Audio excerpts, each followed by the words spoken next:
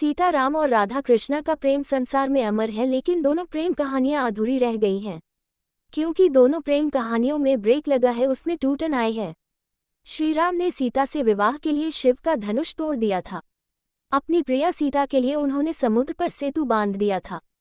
अपनी अर्धांगिनी के प्रेम में उन्होंने त्रिलोक विजयी रावण का वध कर दिया था, फिर भी उन्हें मां सीता का त्याग करना पड़ा।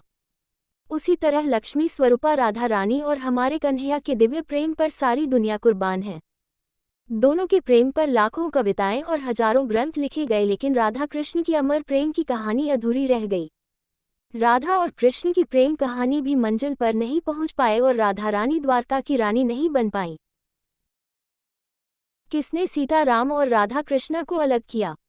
सवाल है कि राम को सीता से किसने अलग किया, कृष्ण को राधा से किसने अलग किया। इन सवालों का जवाब हमें वाल्मीकि रामायण में मिलता है।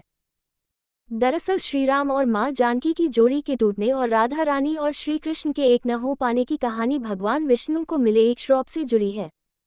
सभी जानते हैं कि भगवान श्री राम और भगवान श्री कृष्ण दोनों ही भगवान श्री हरि विष्णु के अवतार हैं।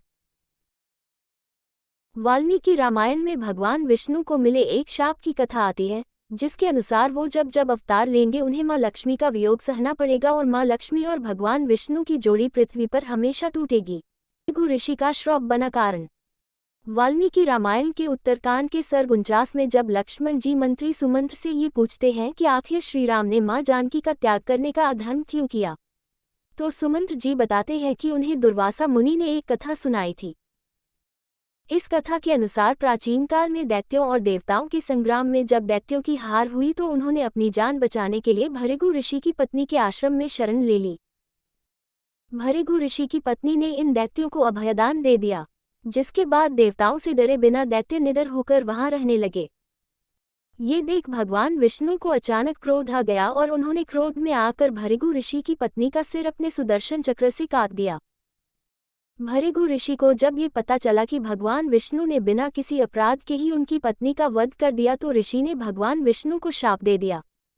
वाल्मीकि रामायण के उत्तरकांड के सर्ग 49 के इस श्लोक को देखिए।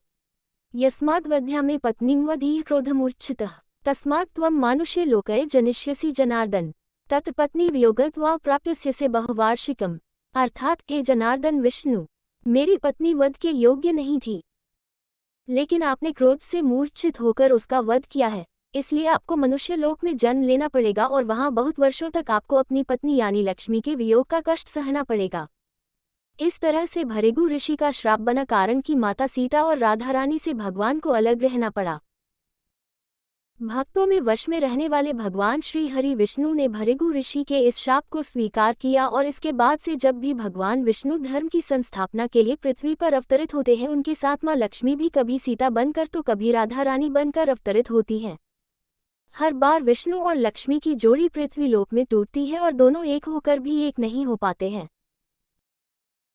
ऐसी ही एक शाप की कथा नारद मुनि से भी जुड़ी है, जिसमें नारद भगवान विष्णु को शाप देते हैं कि वो जब भी पृथ्वी पर अवतार लेंगे उन्हें अपनी पत्नी यानी लक्ष्मी जी से अलग होना पड़ेगा।